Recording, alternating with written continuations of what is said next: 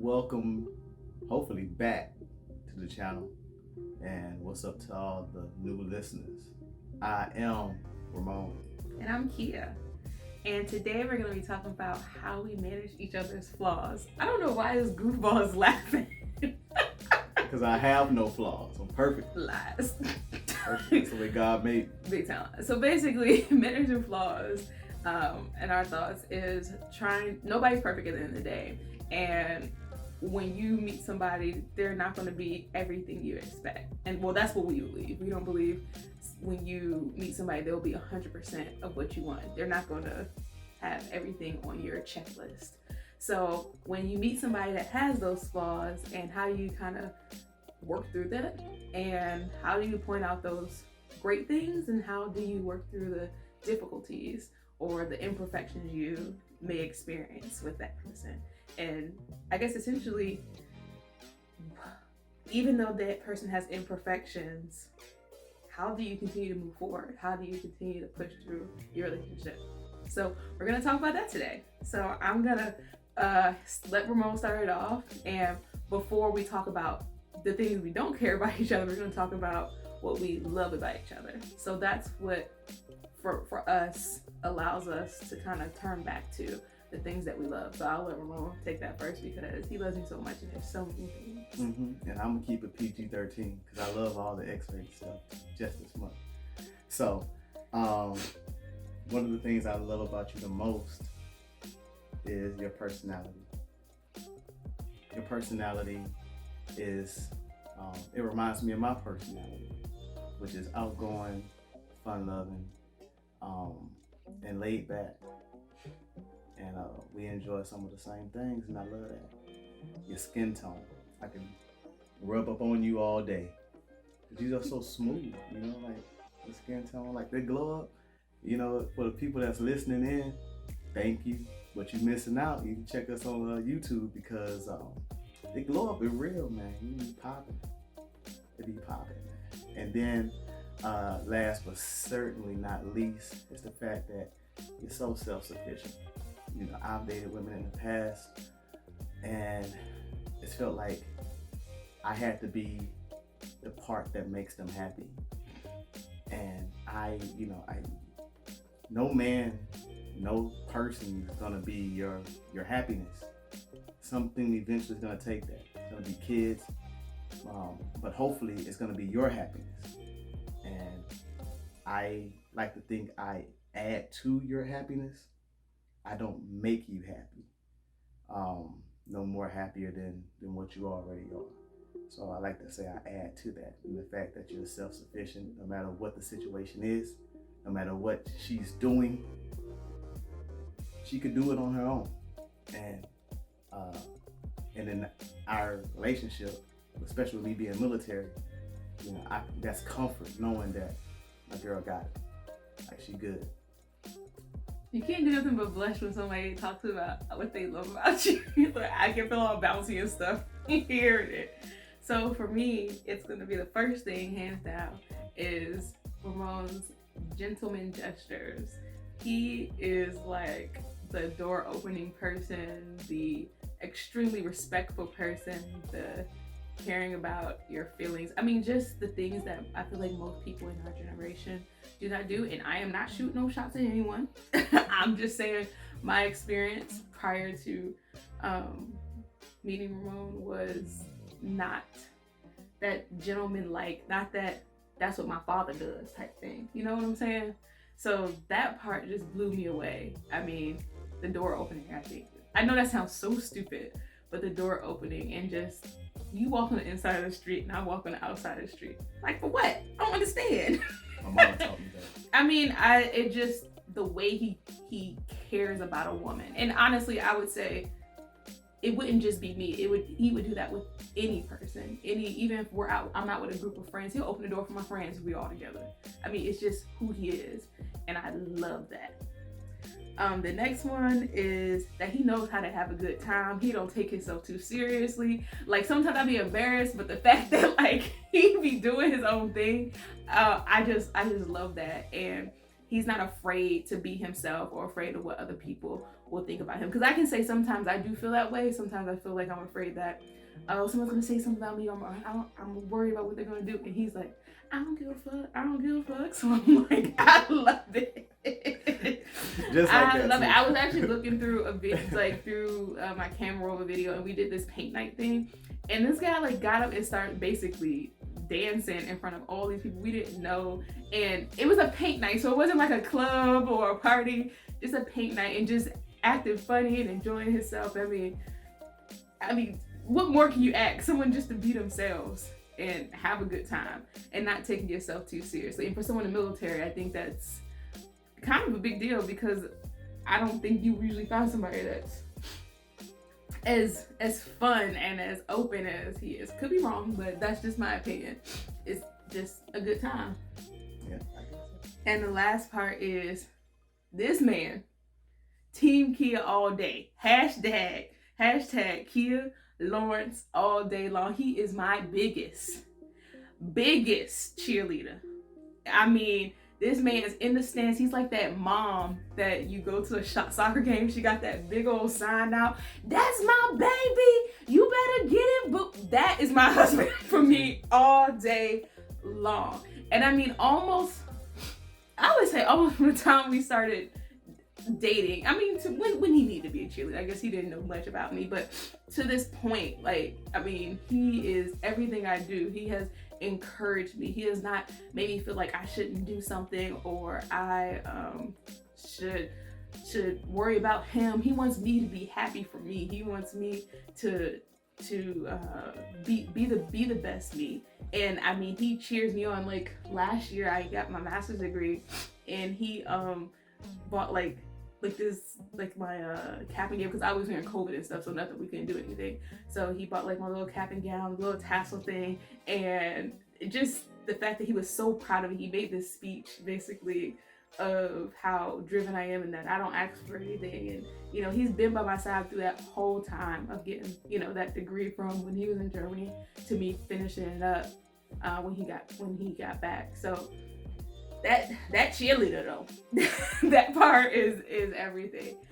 So those would be the three things for me. Is there's plenty of things I love about him, but those would be the things that if I have to make a list and I'm angry at him and I look at those three things, I'm like, this is it.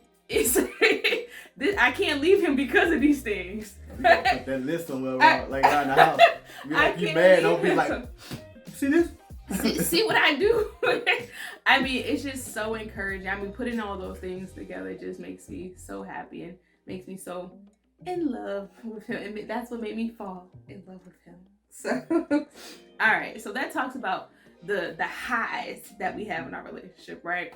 So then everyone has those lows, like I said in the beginning. So what are those flaws and those imperfections that when you meet someone or you're with your partner that, damn, this man or this woman, I can't with them. Like, what are those things? So I will let Ramon start about me. And hey, y'all, this is deep because we're talking about those pieces of our lives to you all and what maybe we don't share with the world. But I want people to realize that you can be in love with somebody and love things about them, but there can be things that like you just cannot stand. So I'm gonna let him go. That is also the part of the unfilteredness of this, because we're not playing. Like, this is really who we are. So I always think, like, going forward, when you first meet someone you're dating, you always put your best foot forward, right? Like, you always try to give the best version of yourself because you're trying to get something out of it. No matter what you think it is, you're trying to get something out of it. There's a purpose. And so after she done put her best foot forward and I got to know her so well, start realizing some things I don't like about this woman. And so, 3 things that come off the top of my head. Thing number 1, I think if you listen to some of our podcasts, you've heard me say it. I can't tell her anything. She knows it all. So what I've understood is, if you are an Aquarius, you essentially are a genius, and can't no one tell you anything anyway. Basically. So since I'm a Leo, and and I think I'm the king, but she's basically knows everything I need to do, say, and act. It becomes frustrating because it's hard for me to be the king when I have someone always asserting their dominance. So it becomes very frustrating. I don't know if anyone else has this type of feeling with their significant other or just anyone in their life, but it's very frustrating when you're trying to explain something, you're trying to do something, and I speak slowly, so I think about what I got to say before I say it, and that irritates her, and so she just talks over me sometimes, and I'm like, well, F the thought I had in my head because you got it. And she's like, no, talk to me. And I'm like, I'm done. And so that is a frustrating thing. Another frustrating thing is, you probably heard this before, she's the foreman in the house. Meaning, hey, go over there and do this. Go over there and do that. Hey, can you do this? Can you do that? Take care of this, take care of that. Like, I'm blind and I don't see it. I don't do things at her pace, at her time, and when she feels like things are supposed to be done. So I tend to hear a lot of direction. And that's hard for a person that's been in the military for 16 years. Look, I don't need any direction. I know how to do exactly what I need to do. But someone doesn't believe me. And I'm like, hold up. After 30 some odd years, I think I do pretty good of, like, doing me and getting the job done. But no, I got to hear something. When is this gonna get done? Have you looked into that? Did you look it up? They do military discounts? What you think about this? All right, cool. And the last thing, it doesn't really bother me until it bothers me, because then it's like, damn. And she's loud. And I don't mean like, you and with your group of friends being loud. I mean like when you with your group of friends and you loud, but you the loudest person with your group of friends. Like the loud, everyone is like, ha ha ha. And then you're like, ha ha ha. Like, it's like, yo, like, okay, yeah, it was funny. But why you the one that we hear on top of everybody else? And sometimes that gets a little frustrating. So, and I think that last part is probably reaching because I love her so much. I love you so much. But it's that instant trigger, like, what the hell? So you had, if you're on the podcast now, you gotta go to YouTube to see that face you just made. Yeah, I did do a weird face. If you didn't watch it, listen to it. But yeah, those are the few things that kind of get on my nerves, and I plow through it because I love her so much. They say love is blind, sometimes it's deaf too. So I will say, I'm not offended or anything by what he says because I know I'm not perfect. So let me go ahead and give that list of those things. Like if you was gonna be offended, I'm gonna be like, I ain't crying. Yeah, no. So for him, I would say the first thing is shutting me down and shutting me out. He is, I guess when he gets in a mood or he doesn't feel like he needs to say anything, he just won't say nothing. He will walk away and not talk, and I want to talk. I want to have a conversation. I want to get results and solutions. And it ain't like that for him. So that part is hard for me because I like talking through things. And when someone shuts you down and shuts you out, especially when you're a talker, it's hard. And it feels like that they are purposely being malicious to you. Well, that's how I feel. He's purposely being malicious to me. He knows I want to talk. He knows I need to have a conversation. So he's just gonna shut me down, shut me out. So that's one thing. The next is the no filter. So like I said in the beginning, the thing I love about him, he can be himself. But sometimes it can be very difficult because he will say things, and I do feel like things come from a genuine place. But he can say some very sad stuff, like off the wall, not really thought through, possibly offending people, things. And I don't ever think it's I've never felt like it's malicious or purposely, but I do feel like it's like, did you think about what you just said, or do you think how that might affect somebody or offend somebody? So, but I think that's just who he is and his personality. But that it does bother me sometimes because I'm like, boy, really, don't do that. You should. Or I'll come back home and say something like, you know what you said probably shouldn't came out that way, or maybe not in this group of people, because they, you know, I don't know. I maybe I take people's feelings into account a lot, and I don't like the confrontation. I don't like none of that. So the no filter would be my second thing. And the last part is, it goes almost to the last thing he said about me being, or the second thing about me being a foreman, is his lack of urgency. I'ma get it done, handle it right now situation kind of person. And he's just like, Mosey. We have days. I'm not gonna clean until I see dust and spider webs falling from the sky, like, or the ceiling. I'm like, what? So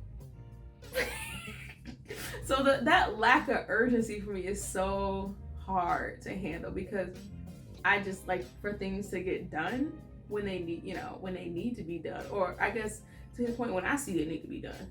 Because from a woman's eyes, we see things differently. It's like we have a different lens in our eyeballs. And from my lens, in a week and a half, I see dirt. I mean, honestly, probably in 5 days I see dirt. But in his lens, he's like, nah, nothing ain't happening there. It's fine. I don't see no build up, but I know it's there and I feel it. And not just like talking about cleaning, that's just the first thing that comes to my head, but just planning something. He likes to do pop up last minute, and I'm like, okay, I need to take time off. How do we get there? How do we do this? Like, sometimes that lack of urgency just drives me insane because it's so hard for me to manage. And I know, so I guess again, flaws. These are things that we deal with and things that are difficult for us. Everybody has different flaws and different things that they don't like about somebody. So I think it's just managing how those pros and cons look for each other. So to her point too, I wasn't gonna say nothing, but I can't help myself. So I remember when we first started dating, and I was hanging out with like some of her friends and stuff, and she was realizing that I didn't have too much of a filter. I would say certain things, and I would see the look on her face, and I'd be like, oh, maybe I shouldn't have said that. And then kind of progressing through the relationship, it's like I would say certain things around my people, and everybody be chilling, but she looking like, why you say that? That's disrespectful. That's disrespectful. And but my group of people, we laugh and joking. Like, she's like, what? And then I get around like her people again, and it's like, don't you be saying that type of stuff you be saying around your friends. You can't say that stuff over here. Like, people ain't gonna get that. It's not gonna be funny. It's not gonna be received. I feel like it's not gonna be received the same way sometimes. Yeah. It got to the point where, like, I remember, you know how like maybe your parents used to say stuff like, don't go out here, don't ask for nothing, don't do nothing. I feel like she low key like gaming me or trying to train me to be like, all right, Ramon, so these people, they not like the folks you work with, so you might have to like not say those type of things, those kind of comments, because it's a different environment. Like, I can't see the environment that we in. But I never said nothing out of pocket, but she used to always be so afraid, because I'm prone to once I get comfortable around people. Mm-hmm. So I give a little pep talk before we go out. If it's any, I'll be honest. If we go around like my coworkers or something, I'm like, it's different, man. It's not the same. It ain't my friends. It's not yo work, friends. It's different. I'm not Kia Lawrence that you see every day. I'm Kia Lawrence with like those degrees at the end of her. Like, that's it. Like, for real. And I'm sitting over here like, you better not get loud, because you get loud, you get ha ha ha. I'll be like, but no, I'm saying work stuff. You bet not, because then I'm gonna be like, oh, that was it funny? Was it funny? Ramon, don't say nothing crazy. Again, just a pep talk before we got into that. So that's how, I guess, those things we don't really care about each other, and it's those flaws that we deal with and manage. Yeah. Amongst both of us. So basically, how do we manage them would really be the question. I don't think we talked about that. And how do we move forward from those flaws that we deal with? Thing number one, first you got to realize that, like she said in the beginning, no one's perfect. So you can't sit up here and expect for someone to do and be everything you think they're gonna be, and for them to do it. Everyone has their own mind and they have their own way of doing things, and they've been doing it longer than you have been in their life.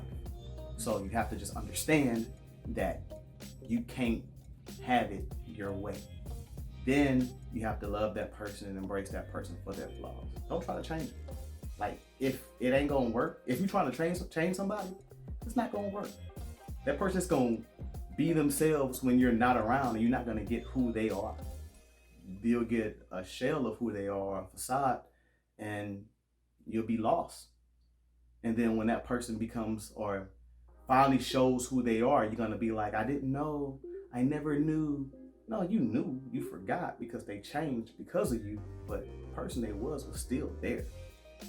And they just masked it until they found an avenue to be free. So with her flaws, which there are many more, but I've learned to accept them. The podcast is 30 minutes, y'all. We can't go that far. Yeah. We try to stay in that box. But I've learned to accept them. I've learned to just love her for who she is. And I may think, girl, but ain't nobody else gonna say nothing. Like, because I'm the biggest cheerleader for her. And ain't no one gonna take that spot from me. And there's not gonna be anyone that that's gonna take my position in supporting her. After we do whatever we do, or after the situation, we'll talk about it, but we'll manage it at our level. And when we walk out the house and when we do anything, it's Team Lawrence all the way. And then when we get home, we're gonna be like, man, what the hell? But like, to me, that's the best thing to do. Just accept that person. Don't try to change them. I mean, don't bite your tongue. Say how you feel, and then be able to have a dialogue back and forth to say, all right, you know what? I'll try to do better. I'll be more conscious of how that makes you feel moving forward. So. Yeah, and what I would add is the person with flaws, you kind of recognize your flaws, people. We know we are not perfect. We know we are not great. And just because you may not have seen it in the past or no one has brought it up to you, listen to what they're saying. Listen to what your partner's saying about how they feel when you do certain things, and kind of take it in. Recognize that, I can be kind of loud, or I can be the person trying to run things all the time. Because before I met him, no one's really brought it to the, I guess what you call it, to the front or to the light that, like, hey, these are issues. I just thought, that's me being me, you better accept me. Not that there are issues or concerns that could be detrimental to our relationship. But I feel like they're not detrimental at this point anymore because we talk about it, we recognize it, we know it.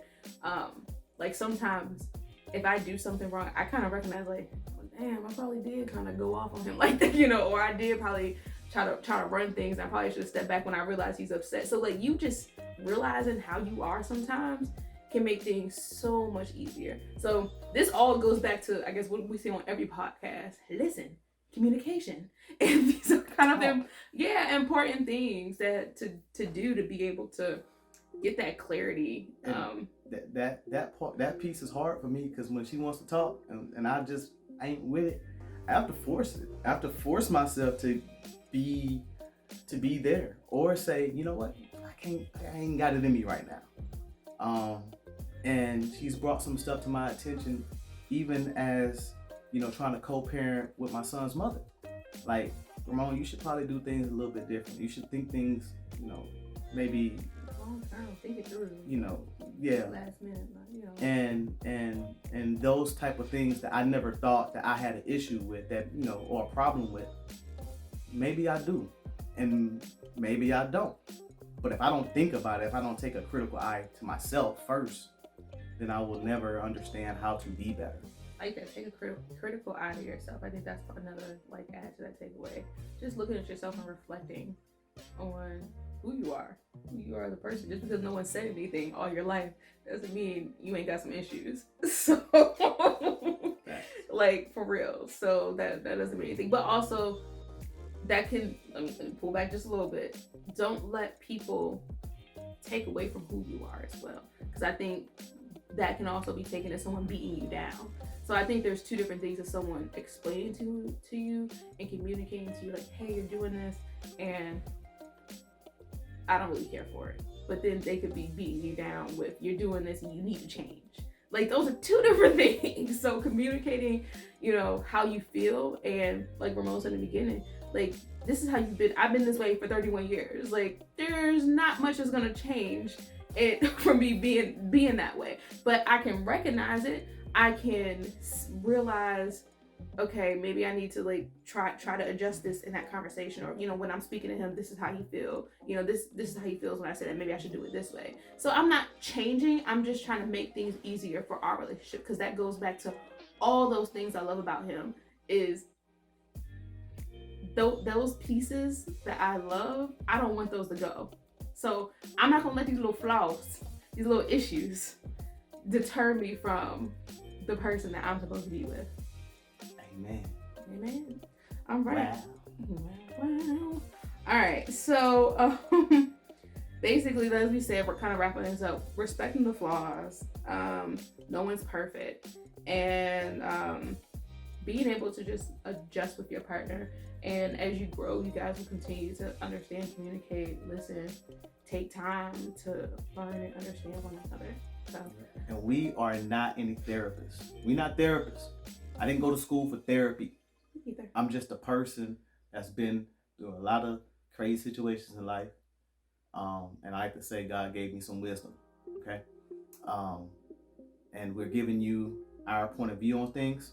By all means, if you think you're having an issue, if you think you're having a problem with your marriage, with your boyfriend, girlfriend, just in life, seek counseling, seek help. Don't be afraid to ask for help. If the help is there, go ask for it, go get it. It's available. Mm-hmm. So I just want to throw that plug out there, because especially in the Black community, people think that we don't go seek counseling, we don't go get help. And unfortunately, it's probably more true than not. So look, take the narratives you have about it, throw them in the trash can, and do what's best for you and your life, so you can glow up. Mm-hmm. And it's all about growing up. Exactly. I love it. All right. Well, take it away, girl. All right. So, okay. So check us out on Facebook at Married and Unfiltered, Instagram, YouTube. Like, subscribe, comment. Let us know what you thought about this podcast, and if there are any other topics that you're interested in, let us know, and we will try to put it into our routine for our next step. So thank you for joining us, and we'll see you next time. Bye. Choose.